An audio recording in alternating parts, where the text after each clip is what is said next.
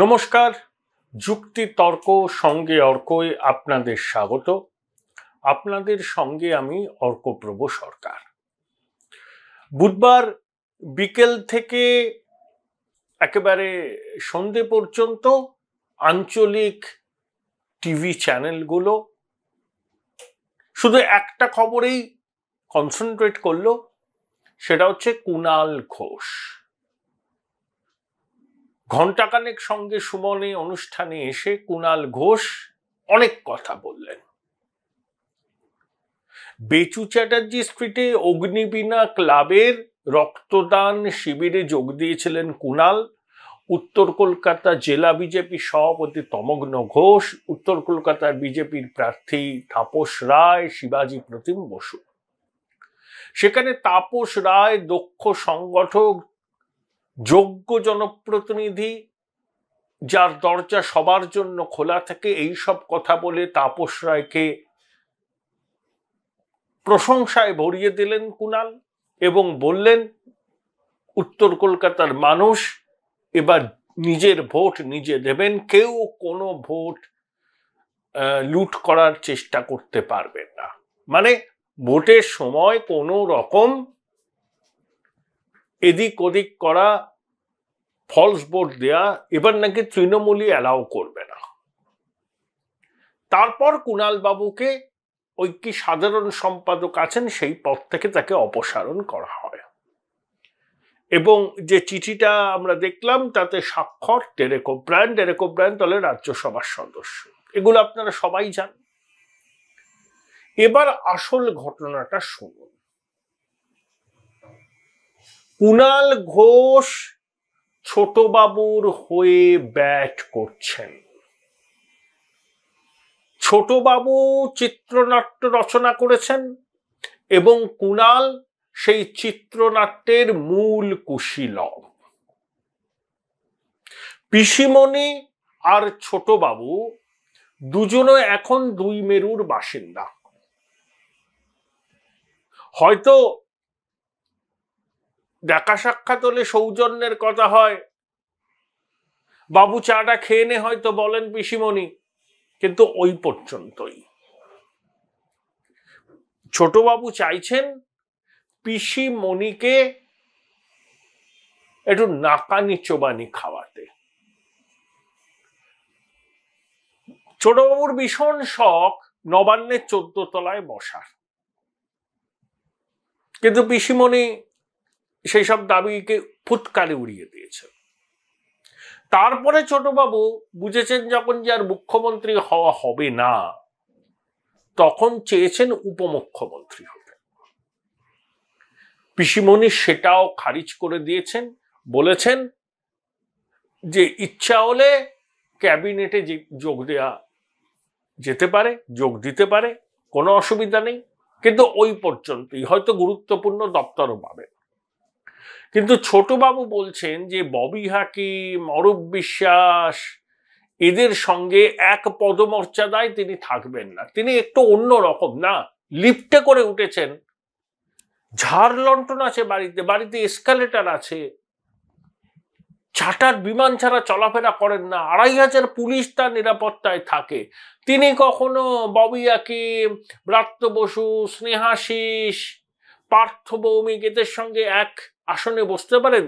তার আসন সবসময় এতটা উঁচু বাকিদের থেকে, তিনি সবার থেকে আলাদা। তা পিসিমণি এটা মানেননি, তাই ছোটবাবু পিসিমণিকে অপদস্থ করতে চাইছেন বলে তৃণমূলের অনেকেই বলছেন।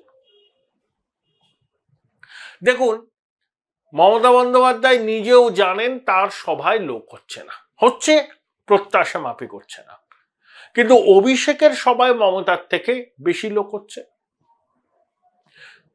ধরুন তমলুক লোকসভা কেন্দ্র, সেখানে মমতা বন্দ্যোপাধ্যায় একটা নির্দিষ্ট দিনে সভা করবেন, সবাই জেনে গেল। সবার ঠিক 1.5 দিন আগে বলা হলো ওইখানে মাঠটা ছোট, হেলিকপ্টার নামতে অসুবিধা হবে, অন্য ভেন্যুতে করতে হবে। কিন্তু প্রচার হলো দুদিন ধরে, 48 ঘন্টা ধরে প্রচার হলো মমতা বন্দ্যোপাধ্যায় ওখানে সভা করবেন। ঠিক সবার 36 ঘন্টা আগে জায়গা পরিবর্তন হয়ে গেল। চূড়ান্ত মিসকমিউনিকেশন, মমতার সভায় লোক হলো না, কম হলো। আর বিরোধীরা লাগাতার খোঁটা দিতে শুরু করলেন যে শুভেন্দুর সভায় জনপ্লাবন, মমতার সভায় লোক নেই। আবার অভিষেক যেখানে সভা করছেন আইপ্যাকের সহায়তায়, প্রশাসনের সহায়তায়, সেখানে একটা ভদ্রস্থ ভিড় জোটাতে চেষ্টা করছে। মমতার সবাই যা লোক হচ্ছে, অভিষেকের সবাই তার থেকে বেশি লোক হচ্ছে। এটা তৃণমূলের অনেক ইনসাইডার বলছে পরিকল্পিত। মুখ্যমন্ত্রীর সবাই লোক হচ্ছে না, মুখ্যমন্ত্রীর কি বলবো, মানুষকে বোঝাতে পারছেন না, তার সেই জনমোহনী ক্ষমতা নেই, এইসব বারবার করে অভিষেক নাকি প্রমাণ করতে চাইছেন, তৃণমূলের একটা অংশ বলছে। মমতা সব বুঝছেন, কিন্তু তার ওই বন্দি শাহজাহানের মতো দশা, কিচ্ছু করতে পারছেন না। দলের তহবিলের পুরো নিয়ন্ত্রণ ছোটবাবুর হাতে। কুণাল ঘোষ কালকে সাংবাদিক এই অনুষ্ঠানে কি বললেন, যে 2016 আগেই, এই 2021 আগেই সরকারের কাছে খবর ছিল পার্থ টাকা তুলছে চাকরির নাম করে, কিন্তু কোনো ব্যবস্থা নেওয়া হয়। হ্যাঁ, পার্থকে শিক্ষা দপ্তর না দিয়ে শিল্প দপ্তর দেওয়া হয়েছে, কিন্তু পার্থর বিরুদ্ধে কোনো ব্যবস্থা নেওয়া হয়নি, পুলিশে কোনো অভিযোগ হয়নি, ব্যাপারটা ঝামা চাপা দেওয়া হয়েছিল। আবার কুণাল কালকে বললেন, তিনি যখন জেলে ছিলেন সেই সময় জেলেরই কোনো একজন কর্মী তার কাছে এসে বলেছিলেন যে চাকরির জন্য 7.5 লক্ষ টাকা লাগবে, এক মন্ত্রী নাকি চেয়েছেন, তিনি 5 লক্ষ টাকা জোগাড় করতে পেরেছেন, বাকি 2.5 লক্ষ টাকা পাননি। কুণাল যদি কিছু সুপারিশ করেন তাহলে হয়তো তার চাকরিটা হয়ে যায়। কুণাল বলেছেন তার পক্ষে কিছু করা সম্ভব ছিল না, সেই মন্ত্রী এখনো মন্ত্রিসভাতে আছেন। এবার ভাবুন, কিছুদিন আগে পার্থ ভৌমিক কি বললেন, যা গন্ডগোল হয়েছে 2011 থেকে 21 পর্যন্ত, 21-এর পরে আর এই মন্ত্রিসভায় কোনো দুর্নীতির ঘটনা সামনে আসেনি।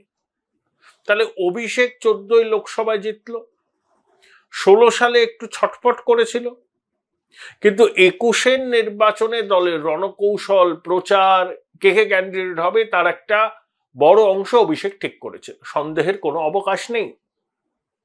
তাহলে 11 থেকে 21 এই কাল পর্বে মমতা বন্দ্যোপাধ্যায় মুখ্যমন্ত্রী এখনো আছেন, তার সাঙ্গপাঙ্গরা সবাই মমতা বন্দ্যোপাধ্যায় পুরনো সঙ্গী সাথী।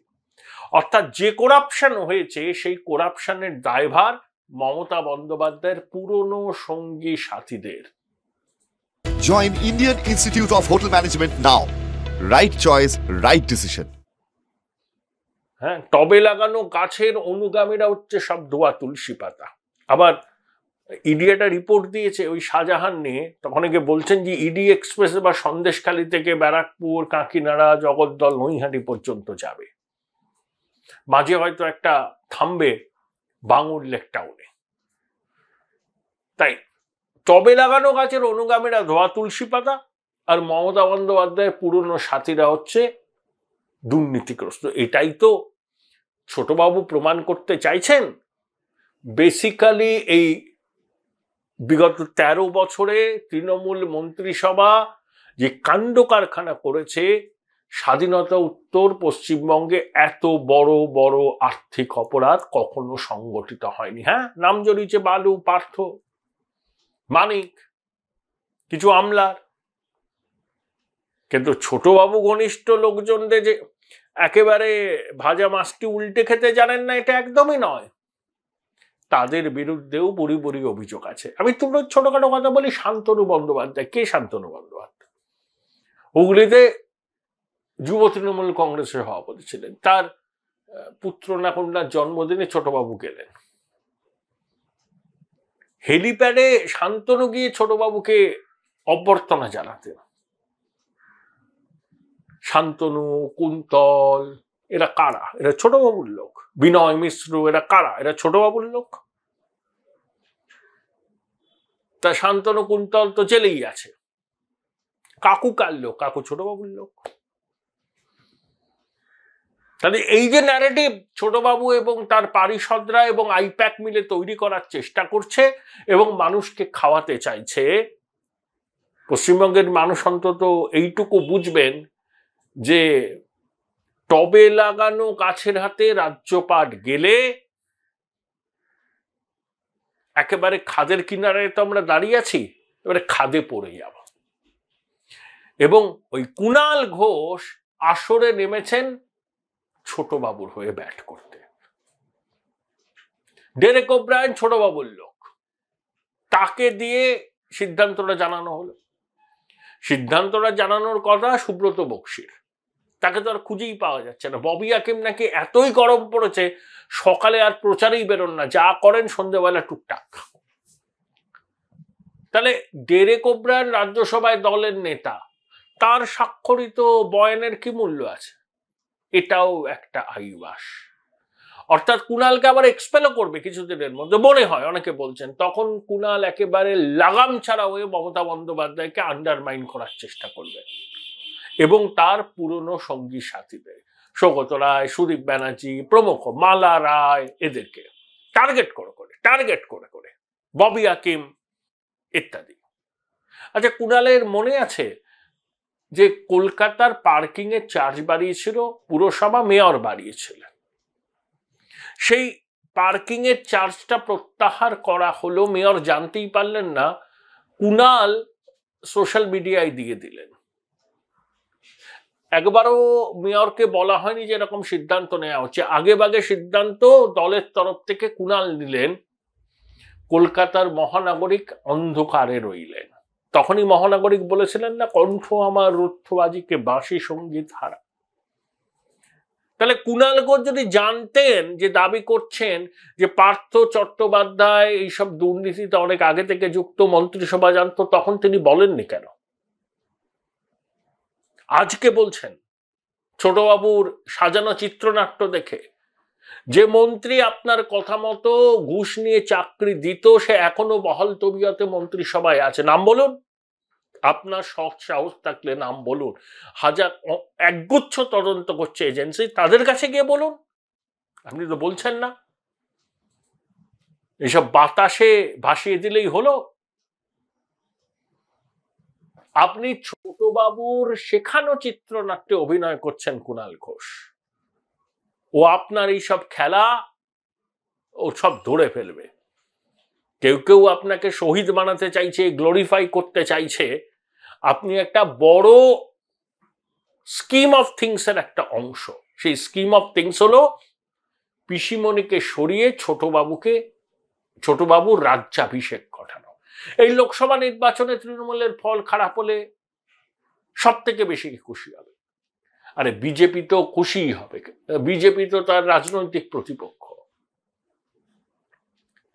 আর সব থেকে বেশি খুশি হবে ছোটবাবু, কারণ তখন সে বলতে থাকবে যে পিসিমণিকে আর মানুষ নিচ্ছে না, পিসিমণির গ্রহণযোগ্যতা নেই, পিসিমণির উচিত ওই যে সব চেয়ারম্যান এমেরিটাস হয় না, ওই সব একটা পদ নেওয়া, সর্বভারতীয় রাজনীতিতে মনোনিবেশ করা, রাজ্যপাট ছোটবাবুর হাতে দিয়ে দেওয়া। ছোটবাবুর যারা ঘনিষ্ঠ আছে তারাই দাবি করছেন বিভিন্ন জায়গায়। এটাই হচ্ছে বিষয়। এবং কুণাল ছোটবাবুর লেখা চিত্রনাট্যের এক অন্যতম অভিনেতা। বেছে বেছে তিনি মমতা বন্দ্যোপাধ্যায়ের পুরনো সতীর্থদের দেখে দিচ্ছেন।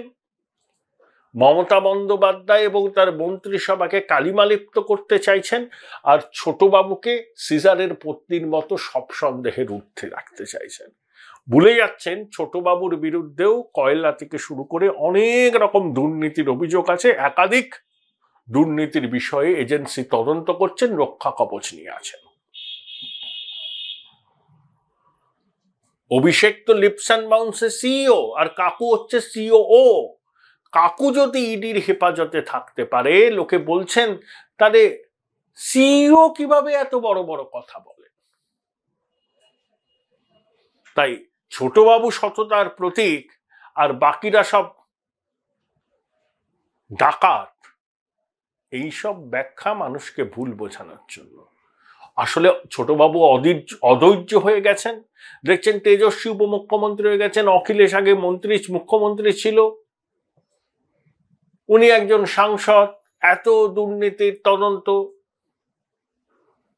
টাকা পয়সার তো কোনো সমস্যা নেই, ডিআর লটারি, সিএসসি অনেক আছে।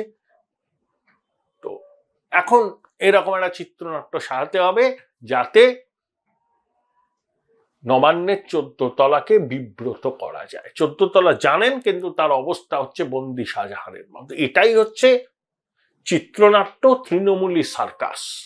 এবং কুণাল সেই সার্কাসে একটা ভূমিকা পালন করছে। সেটা কিসের ভূমিকা আপনারাই বুঝে নিন।